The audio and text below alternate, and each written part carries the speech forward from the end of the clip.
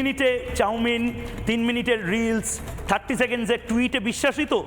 আমরা অনেক সময় ভুলে যাই 46-47-এ কী হয়েছিল। আমি শুনেছি আজকে আমাকে বারবার নির্দিষ্টভাবে, ইনফ্যাক্ট কার্তিক মহারাজও বেলডাঙার এই ছবি দেখে আমাকে বললেন যে সিলেটের দিকে যাচ্ছে। সিলেটে ঠিক এরকম হয়েছিল। সিলেটের বাঙালিরা ভেবেছিল যে দূর আমার একটা ভোটে কি এসে যায়। একটু যদি গল্পটা বলেন আমাদের এই প্রজন্মকে। যেটা ঘটেছিল 11টা, মানে একটা ছোট্ট জিনিস দিয়ে শুরু করি। 1905 সালে আমরা সব লর্ড কার্জনের কথা বলি, আসল কিন্তু যে তাকে যদি বলো তুমি একজন সাংঘাতিক খুনি, তার নাম হচ্ছে লর্ড মিন্টো, যার নামে মিন্টো পার্ক। এই লর্ড মিন্টো ঢাকার নবাব সালিমুল্লাহকে দিয়ে তৈরি করেছিলেন মুসলিম লীগ 1906 সালে। অরবিন্দ ঘোষ অনুশীলন সমিতিতে চিঠি পাঠিয়েছিলেন ঢাকাতে, তাতে চিঠি পাঠিয়ে বলেছিলেন যে দুর্গাপুজো মাটির মূর্তি দিয়ে হবে না, অস্ত্র দিয়ে হবে। কোনো মায়ের মূর্তিই ছিল না ঢাকার অনুশীলন সমিতিতে। মায়ের মূর্তিতে ছিল বল্লম, কুঠার, তরোয়াল, ত্রিশূল, কোনো মূর্তিই ছিল না। কারণ উনি সঙ্গে সঙ্গে ঘোষণা করেছিলেন আমাদের লড়াই একই সঙ্গে শুরু হলো সেই পুরনো সুলতান, মোগল, মুসলমান এবং ব্রিটিশদের বিরুদ্ধে। এইখান থেকে অনুশীলন যুগান্তর থেকে 1905 থেকে 35 এই চলল। এবার আসি যে মুসলিম লীগ করতে করতে করতে, মনে রেখো মুসলিম লীগের জন্ম কিন্তু বঙ্গদেশে হয়েছিল, ঢাকার বুকে, কোনো পাঞ্জাবে নয়, কোনো উত্তরপ্রদেশে নয়, কোনো সেন্ট্রাল প্রভিডেন্সে নয়। 11টা প্রেসিডেন্সির মধ্যে একটা প্রেসিডেন্সিতেই 1937-এ মেজরিটি পেয়েছিল মুসলিম লীগ, এবং মুসলিম লীগের গভর্নমেন্ট বাকি 10টায় গঠন হয়নি, গঠিত হয়েছিল অখণ্ড বঙ্গে। এবং সেই দিন থেকে যে 10টি মানুষ কি যে 15টি মানুষ আজকের মতো চিৎকার করে যাচ্ছিলেন, তাদের সর্বাগ্রে ছিলেন কাদের কথা আজকে বাঙালি তাদের সামনে নতমস্তকে মাথা নামিয়ে নেবেন। শ্যামাপ্রসাদ মুখার্জিকে তো শ্যামাপোকা বলে, তার সঙ্গে কারা ছিলেন জানো?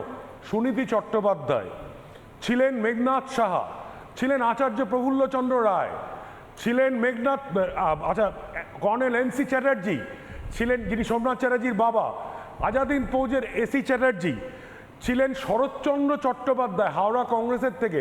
এরা সব হিন্দু মহাসভার জায়গায় বারবার করে বলেছিলেন।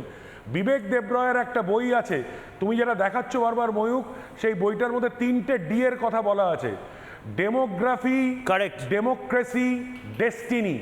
ডেমোগ্রাফি, ডেস্টিনি, জনসংখ্যা দিয়ে অখণ্ড বঙ্গকে দখল করার এই চেষ্টা যে শুরু হয়েছিল, তাতে মদত দিচ্ছিল একসঙ্গে 4টি দল: কংগ্রেস, মুসলিম লীগ, কমিউনিস্ট পার্টি অফ ইন্ডিয়া এবং সঙ্গে আরও কিছু কিছু ছোট ছোট দল। একমাত্র বিরোধিতা করেছিল শ্যামাপ্রসাদ মুখার্জির হিন্দু মহাসভা, এবং সেই হিন্দু মহাসভার তারা মেম্বার হতেন যারা কংগ্রেস করতেন, যুগান্তর করতেন, অনুশীলন করতেন, কারণ বুঝে গেছিলেন। কিন্তু মানুষ শোনেনি, ঠিক যেমন এখন। কিন্তু আপনার কি মনে হচ্ছে হুমায়ুন কবির জাস্ট হাওয়ায় কথা বলছে? আমি হুমায়ুন কবিরের যে ভিড়টা, মানে সুরাবুদ্দির ভাষা বলছেন। আর খুব সুন্দর লাগবে, আমাদের মেয়র আছেন এই সজল, কালকে ঝগড়া করে এসছে মিনি পাকিস্তান নিয়ে, তখন ছিলেন আরেকজন মেয়র, তার নাম ছিল মেয়র ওসমান। এই ওসমানের কাজ ছিল বাঙালি পুলিশদের সরিয়ে, কারণ তারা ঠিক লুট আর রেপটা করতে পারে না। ওই জন্য 6 মাস ধরে 1946-এ মেয়র ওসমান কলকাতা পুলিশ ভরিয়ে দিয়েছিলেন এই মিনি পাকিস্তানি পাঞ্জাবি, পাঠান, পেশোয়ারি পুলিশ দিয়ে। করাচি এবং পাঠানকোট থেকে বাঙালি মুসলমানদের বদলে পাঠান মুসলমান, পেশোয়ারি মুসলমান, পাঞ্জাবি মুসলমান। আজকের মেয়রও অনেকটাই তাই কথা বলছেন। সুতরাং এটাই শেষ কথা মনে রাখতে হবে, an I for an I. কোনো জাতির জনক নোয়াখালী রক্ষা করেনি। ভাগলপুরের হিন্দু ভাইরা যখন কাটতে আরম্ভ করেছিল তখনই নোয়াখালী। আমি ওই প্রসঙ্গে যাচ্ছি না, তার কারণ আজকের প্রসঙ্গটা মানে কে কাকে নিয়ে কি বলছে তার থেকেও ইম্পর্টেন্ট হচ্ছে আমাদের নিজেদের ইন্ট্রোস্পেকশনের দরকার। বাড়িতে বসে শুধু বাংলাদেশ নিয়ে কথা না। হুমায়ুনদা যেটা বলছেন, হুমায়ুন কবির, অনেকে হেলাফেলা করে বলছেন দূর এটা কাগুজে বাঘ, কিন্তু হুমায়ুন কবির যে ভিড়টা জড়ো করেছেন, আমি চ্যালেঞ্জ দিয়ে বলছি মমতা বন্দ্যোপাধ্যায় এই ভিড় বেলডাঙায় জড়ো করতে পারতেন না।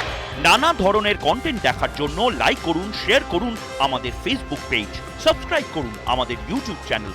পাশাপাশি অন্যান্য ব্রেকিং নিউজের জন্য অবশ্যই চোখ রাখুন রিপাবলিক বাংলায়।